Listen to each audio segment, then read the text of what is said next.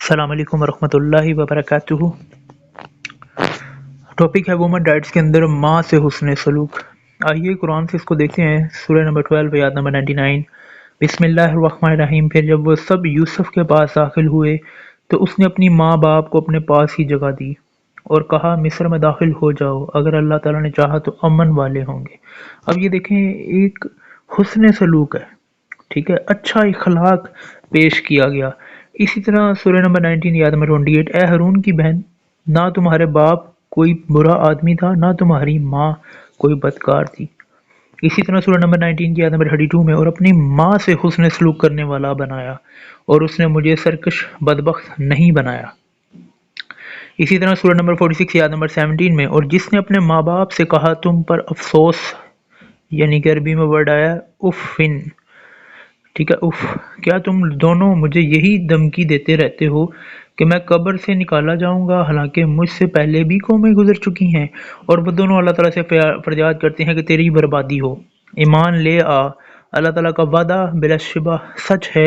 تو وہ کہتا ہے تو پہلے لوگوں کے فرضی قصوں کے سوا کچھ نہیں۔ اب دیکھیں، ماں باپ کو اف کہنے سے بھی منع کیا گیا، ماں باپ کے ساتھ اچھا سلوک کرنے کا کہا گیا۔ اسی طرح ماں کی جانب وحی کے بارے میں آتا ہے، سورہ نمبر 20 آیت نمبر 38 میں، جب ہم نے تمہاری ماں کی جانب وحی کی جو بھی وحی کی جاتی ہے۔ اب یہ حضرت موسیٰ علیہ السلام کی والدہ کی طرف وحی بھیجی گئی، اب اس سے بڑا عورت کو اور کیا رتبہ دیا جائے۔ اسی طرح سورہ نمبر 28 آیت نمبر 7 میں، اور ہم نے موسیٰ کی ماں کو وحی کی کہ اسے دودھ پلاؤ، پھر جب تو اس کے بارے میں ڈرائے تو اسے دریا میں ڈال دے، اور نہ ڈرو اور غم نہ کرو، یقیناً ہم اسے تمہارے پاس لوٹا کر لانے والے ہیں اور اسے رسولوں میں سے بنانے والے ہیں۔ اب اسی طرح ماں ہی کے بارے میں حدیث میں آیا کہ جہاد میں شریک ہونے سے زیادہ اجر ہے جنت والدہ کے قدموں کے پاس۔ حدیث حضرت معاویہ بن حامیہ سے روایت کہ جب میں نبی صلی اللہ علیہ وسلم کی خدمت میں آئے اور انہوں نے عرض کیا اللہ کے رسول، میں جہاد میں شریک ہونے کے لیے آپ سے مشورہ کرنا چاہتا ہوں۔ آپ صلی اللہ علیہ وسلم نے فرمایا کیا تمہاری والدہ ہیں؟ اس نے عرض کیا جی ہاں۔ آپ نے فرمایا جاؤ اس کے پاس رہو، کیونکہ جنت اس کے قدموں کے پاس ہے، ٹھیک ہے۔ تو اسی طرح اگلی حدیث، حسن معاشرت، خدمت، اچھے اخلاق اور حسن سلوک کا سب سے زیادہ حقدار کون ہے؟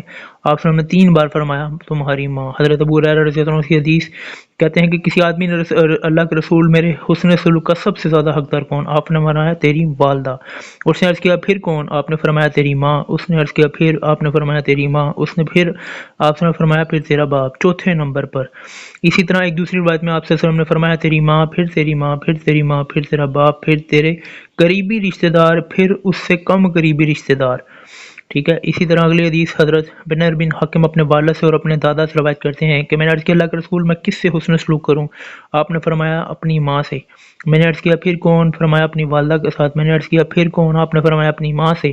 آپ سے میں پھر فرمایا اپنی ماں کے ساتھ۔ میں نے عرض کیا پھر کسی کے ساتھ؟ آپ نے فرمایا اپنے والد کے ساتھ۔ پھر قریب ترین اور قریب رشتہ داروں کے ساتھ اچھا سلوک کر۔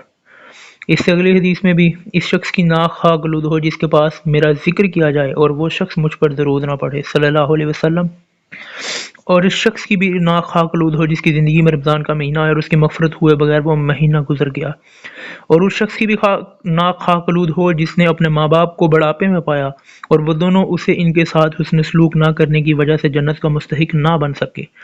عبد الرحمن کہتے ہیں کہ میرا خیال ہے کہ آپ نے دونوں ماں باپ کا کہا یا یہ کہا کہ ان میں سے کسی ایک کو بھی بڑھاپے میں پایا تو ان کی خدمت کر کے مغفرت نہ کرا لے۔ اسی طرح اگلی حدیث حضرت اسماء بنت ابی بکر رضی اللہ عنہ سے روایت بیان کرتی ہیں کہ قریش کے ساتھ معاہدہ حدیبیہ کے دونوں میں میری والدہ میرے پاس مدینہ آئیں جبکہ وہ اسلام کو ناپسند کرتی تھیں اور مشرکہ تھیں۔ میں نے پوچھا ہے اللہ کے رسول، میری والدہ میری ہاں آئی ہیں اور اسلام کو ناپسند کرتی ہیں اور مشرکہ بھی ہیں، کیا میں اس کے ساتھ حسن سلوک کروں؟ آپ نے فرمایا ہاں، اپنی ماں کے ساتھ حسن سلوک اور صلح رحمی کا معاملہ کر۔ اب دیکھیں، شرک کرنے والی بھی ہو تو پھر بھی کیا ہے، صلح رحمی کرنی ہے اور حسن سلوک اچھا رکھنا ہے۔ اسی طرح اگلی حدیث میں سیدہ عائشہ صدیقہ سے مروی کہ رسول صلی اللہ علیہ وسلم نے فرمایا میں سو گیا اور میں نے خواب میں اپنے آپ کو جنت میں دیکھا اور میں وہاں قرآن پڑھتا، ایک آدمی کی آواز سنی، میں نے دریافت کیا ہے کیا کون ہے؟ فرشتوں نے بتایا کہ یہ عارصہ بن نعمان ہے۔